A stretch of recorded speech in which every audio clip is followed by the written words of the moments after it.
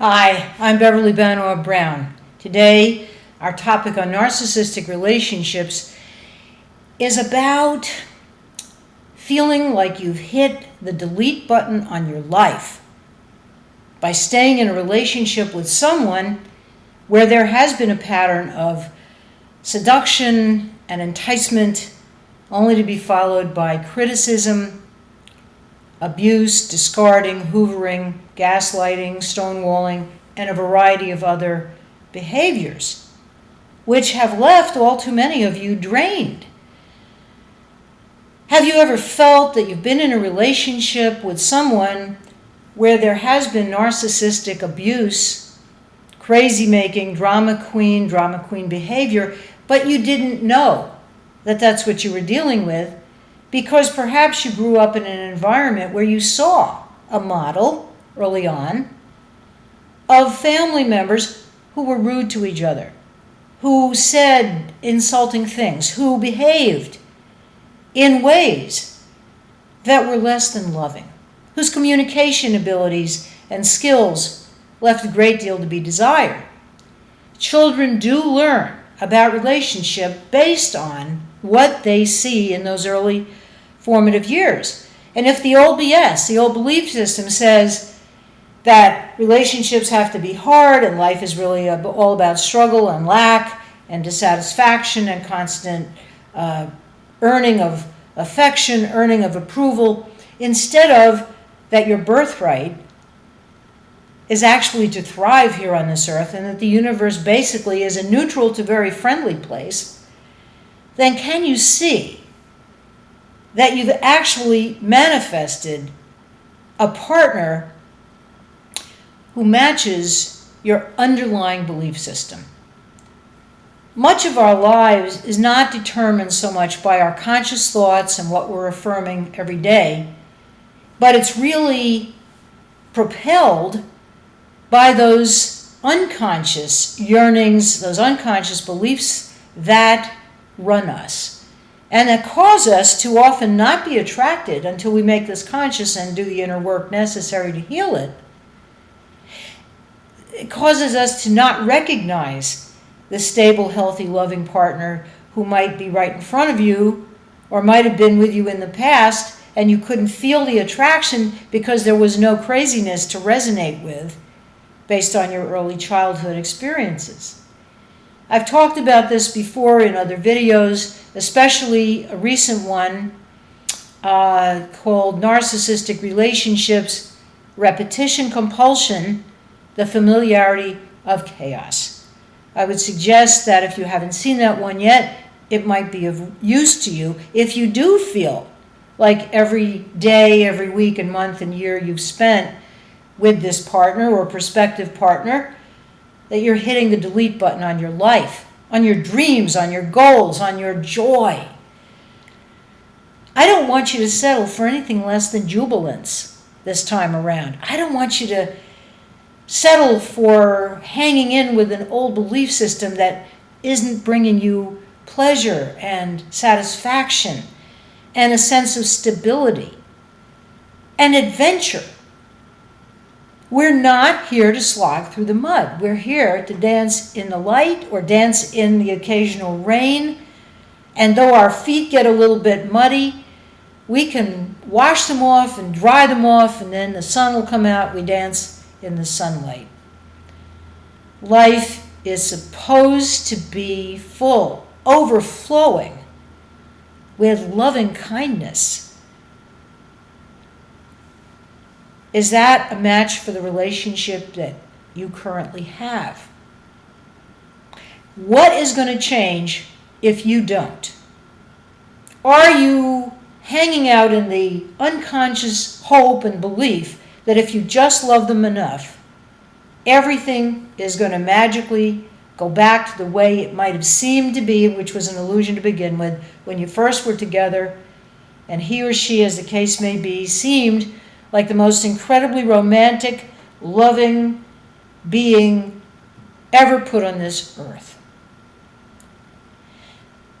And then, of course, there's the terrible sadness of seeing, and the irony of seeing that this person who does possess the ability to be extraordinarily tuned in, very considerate, very loving, very ardent, very passionate perhaps, very generous with praise, cannot be counted on, and often has hidden agendas, ulterior motives up the wazoo, and that much of the affection and the show of approval may have been true in the moment, and it may not.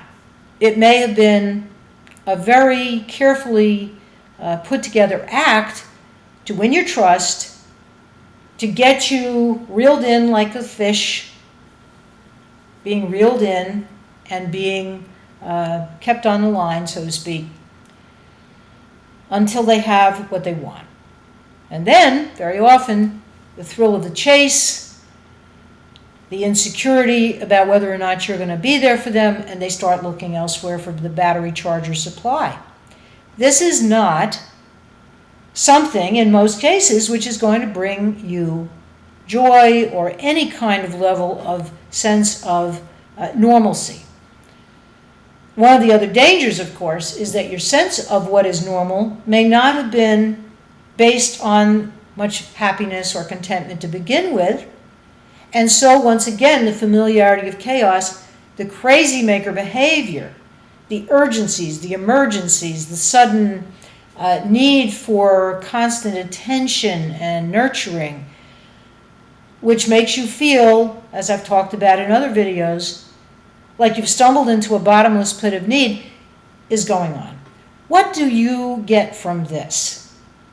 Let me share some golden nuggets based on my 30-plus years of working with individuals and couples and families, both as an intuitive, a psychic who does readings, and also as a classically trained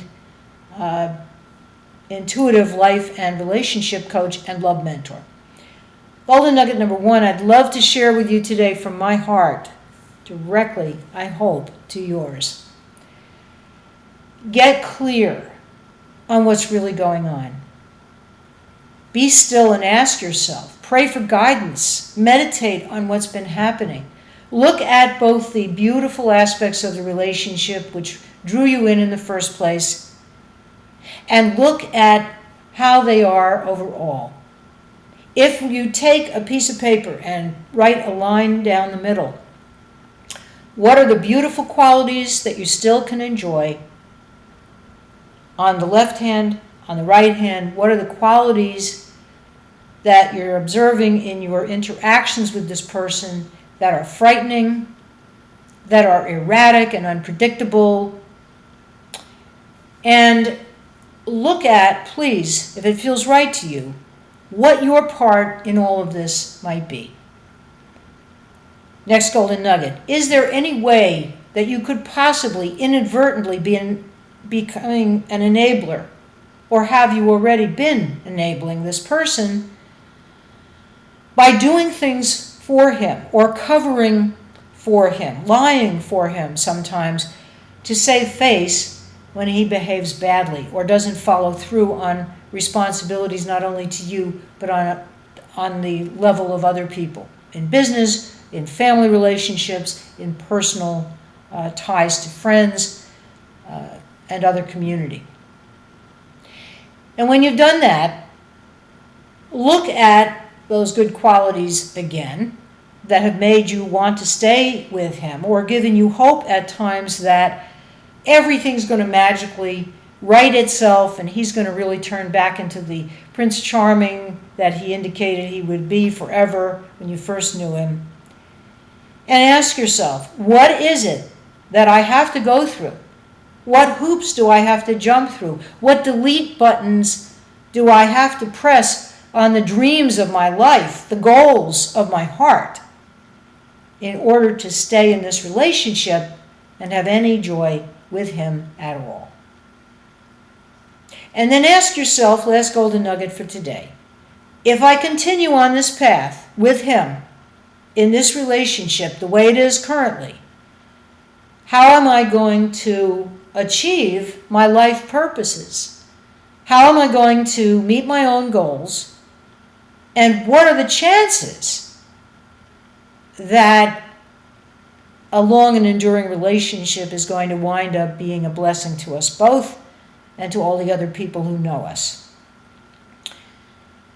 I'm asking you to use a relentless level of candor within yourself. No one else has to see the list. No one else has to hear your responses unless you want to share and have them witness it. This is stuff that is hard, inherently hard, because it involves allowing yourself to see the reality, which may not at this point be as pleasing as you'd like. How can we change, however, unless we become conscious of what we're really involved with? As I've said before, awareness is the greatest friend of positive change, because once we know what we're dealing with and we have the vocabulary to name it and realize what is really going on, then we are empowered with knowledge and we can make different choices. You have options, no matter how complicated or overwhelming it might seem in this moment. You have done hard things before in your life, and you've gotten through them, and you're stronger and wiser, undoubtedly, for the experience, painful though it may have been. I feel for you. Disappointment at the time it's occurring is almost never fun. And yet, isn't there always that part of us, that healthy, heart-filled knowing that something better is possible for our lives? I'm Beverly Banoff Brown. Please, if you haven't already, consider subscribing to my channel, Beverly Banoff Brown MS. I would love to refer you to the library that I've had the joy so far of creating, and I'm working on more videos even now. Go to Inner Peace Now. Go to Radical Gratitude. Go to About Vanishing Twin Syndrome, because I believe from the emails I'm receiving that many of you may be vanishing twin survivors, as I myself am, and not consciously know it yet. Knowing that will help you tremendously, because I've created a whole video on how to deal with that, and apparently it's helping many people. There are other topics: mindful parenting, holistic wellness, successful dating, authentic dating, and very soon I'm going to be introducing a number of new topics. And I can't wait to do it, because I love every one of you. Whether I ever get to meet you or see you in person, it doesn't matter. We're all interconnected, and as Ram Dass said, we're all just walking each other home. All right. Wonderful to be with you. Until next time, take good care, and bye for now.